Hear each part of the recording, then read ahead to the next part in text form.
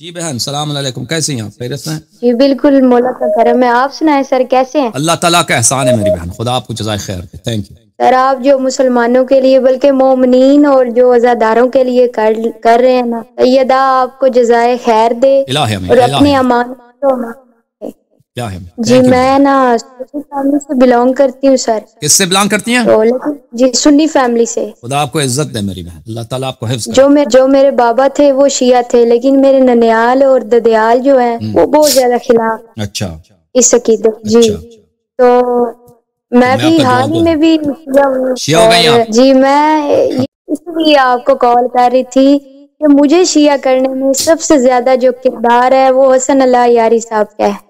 الحمدللہ، خدا کا شکر، اللہ تعالیٰ کا احسان، اللہ تعالیٰ کا فضل اللہ کرم۔ آپ کو اپنے امان میں رکھے اور آپ کی حفاظت کرے سب سے زیادہ۔ تھینک یو میری سسٹر، اور تھینک یو۔ سر میں یہ پوچھنا چاہ رہی تھی، میرے ایک دو سوال تھے، اگر آپ اجازت دے تو میں پوچھوں؟ جی پوچھیں۔ جی میں نے نا فرسٹ یہ کہ میں نے نا 2-3 دن پہلے نا یوٹیوب پہ ایک ویڈیو دیکھی ہے، تو اس میں نا ایک ذاکر مجلس پڑھ رہے ہیں جن کا نام ہے ذاکر ضمیر اختر صاحب۔ اس میں کچھ مولا علی کے بارے میں بول رہے ہیں، وہ کہہ رہے ہیں کہ جو مولا علی ہیں ان کے بارے میں قرآن پاک کہہ رہا ہے، اللہ فرما رہا ہے کہ یہ ربوں کا رب ہے۔ تو کیا قرآن میں کوئی ایسی آیت ہے؟ اگر ہے تو وہ رب کون ہے جو وہ اللہ فرما رہا ہے؟ دیکھیں میری بہن بات سنیں، عربی زبان میں رب جو ہے نا، رب مطلقاً اب کہہ دیں رب پروردگار، یہ صرف اللہ کو کہہ سکتے ہیں، غیر اللہ کو آپ مطلق طور پہ رب نہیں کہہ سکتے۔ یہ غیر اللہ تعالیٰ کو آپ اضافے کے ساتھ قید کر کے، یہ زمین کا رب ہے، یہ کھیتی کا رب ہے، یا جانوروں کا رب ہے، مثلا کسی شخص کا کہ اونٹ ہے، یہ اینٹوں کا یعنی اونٹوں کا جو پالنے والا ہے اس کو آپ کہہ سکتے ہیں۔ اللہ تعالیٰ رب الارباب ہے، سب پالنے والوں کا وہ پالنے والا ہے، بلا شک کو بلا رہا۔ اور یہ رب کا لفظ جو ہے غیر اللہ، یہ سب مسلمانوں کا اس مسئلے پہ اجماع ہے، یعنی صرف شیعوں کا عقیدہ نہیں ہے۔ غیر اللہ کے لیے آپ رب استعمال کر سکتے ہیں لیکن مطلق نہیں، مقید کر۔ آپ کہتے ہیں مثلا وہ اس چیز کا رب ہے، گھر کا رب ہے، کاروبار کا رب ہے، بچوں کا رب ہے، اس طرح آپ کہہ سکتے ہیں، بچوں کا پالنے والا ہے، لیکن مطلق طور پر یہ اللہ رب العزت کی صفت ہے کہ مطلق کہہ دیں کہ رب یہ اللہ کے لیے، ٹھیک ہے نا؟ جی یہ ہے جی جی۔ ایک اور سوال یہ میرا تھا کہ نا یہ جو امام حسن مجتبیٰ نے معاویہ کے ساتھ صلح کی تھی، کیا واقعی کی تھی اور کن شرائط پہ کی تھی؟ جی رسول اللہ صلی اللہ علیہ وسلم نے مشرکین کے ساتھ صلح کیا تھا نا۔ صلح حدیبیہ کیا ہے؟ صلح حدیبیہ یہی ہے کہ مکے میں بت پرستی ہے، مکے میں بتوں کی پوجا ہو رہی ہے، رسول پاک صلی اللہ علیہ وسلم لشکر لے کے آئے، کفار کہتے ہیں ہمارے ساتھ صلح کرو، آپ ادھر کو حق نہیں ہے کہ آپ ادھر آ کے ادھر نماز پڑھیں، تو رسول پاک صلی اللہ علیہ وسلم نے کہہ دیا ٹھیک ہے معاہدہ کرتے ہیں۔ اللہ کے حکم سے انہوں نے کفار کے ساتھ صلح کیا تھا، تو ان کے نانا نے کفار کے ساتھ صلح کیا تھا کس مسئلے پر؟ اس مسئلے پر ان کو چھوڑ دیا تھا کہ بھئی ہم مکہ نہیں آئیں گے، حج نہیں کریں گے، عمرہ نہیں کریں گے، مکے میں جو بت ہیں وہ بتوں کو رہنے دیں گے۔ تو یہ اگر کوئی مصلحت ہو، رسول پاک صلی اللہ علیہ وسلم نے مصلحت کے طور پر مسلمانوں کے فائدے کے لیے، اسلام کے فائدے کے لیے کفار کے ساتھ کیا انہوں نے صلح کیا۔ تو اسی طرح اگر ہمارے آقا امام حسن مجتبیٰ علیہ السلام کفار کے ساتھ جو ظاہر میں مسلمان ہیں، یعنی معاویہ ابن ابی سفیان، اس کے ساتھ معاہدہ کرتے ہیں کیونکہ ان کے ساتھی نہیں ہیں، وہ جہاد ممکن نہیں ہے، کیونکہ جہاد کے لیے لشکر کی ضرورت ہوتی ہے، لشکر تو ان کے پاس ہے نہیں، لشکر سب مل گئے، معاویہ سے پیسے لے کے ان کے جرنیل سب مل گئے تھے، تو انہوں نے صلح کیا تھا اپنی جان بچانے کے لیے، اپنے اہل بیت کو جان بچانے کے لیے،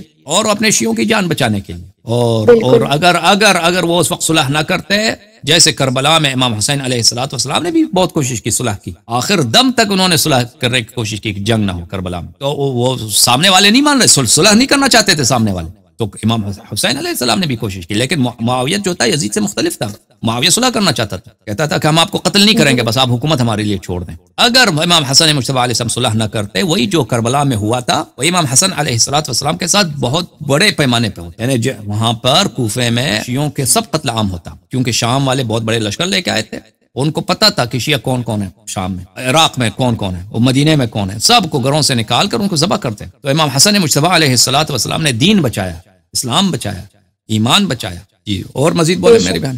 نہیں سر، یہی کوشچن تھے بس۔ بولے بسم اللہ الرحمن الرحیم۔ بسم اللہ الرحمن الرحیم۔ اشہد ان لا الہ الا اللہ اشہد ان لا الہ الا اللہ واشہد ان محمدا واشہد ان محمد عبدہ ورسولہ عبدہ ورسولہ واشہد ان علیا واشہد ان علیٰ خلیفۃ اللہ خلیفۃ اللہ وخلیفۃ رسول اللہ وخلیفۃ الرسول اللہ علی اہل السماوات والارض علی اہل السماوات آل السماوات والارض ووصی رسول اللہ ووصي رسول الله بلا فصل. بلا فصل.